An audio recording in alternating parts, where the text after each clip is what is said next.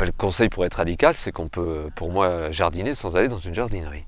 Et que l'on peut recycler un tas de choses et trouver tout ce dont on a besoin pour faire pousser ses légumes sans jamais aller dans une jardinerie, sans jamais rien acheter. Sinon, évidemment, peut-être un bout de ficelle parce que, et encore, jardiner peut se faire très simplement, d'abord sans outils mécaniques et avec quelques simples outils. Alors il y a évidemment les premiers outils à acheter peut-être, mais les produits, ça peut être à exclure.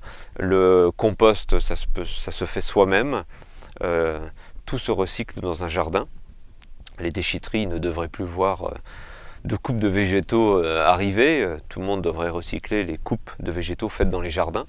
Toutes ces haies taillées qu'on évacue dans les décharges publiques et qui coûtent en plus en recyclage, devraient être recyclés par chacun.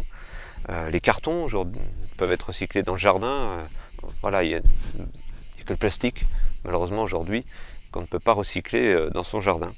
Donc le conseil serait vraiment d'essayer d'éviter d'aller dans les jardineries qui de toute façon ne peuvent pas être de bons conseils, puisqu'ils veulent vendre. Et que ça c'est forcément contradictoire. Mais aujourd'hui, le consommateur est aussi responsable de cette situation pour moi.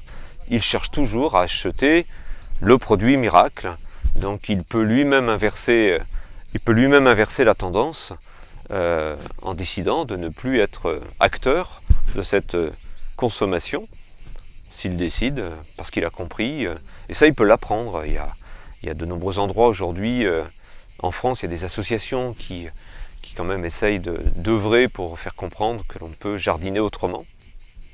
Et en plus, on peut prendre plaisir à faire tout ça.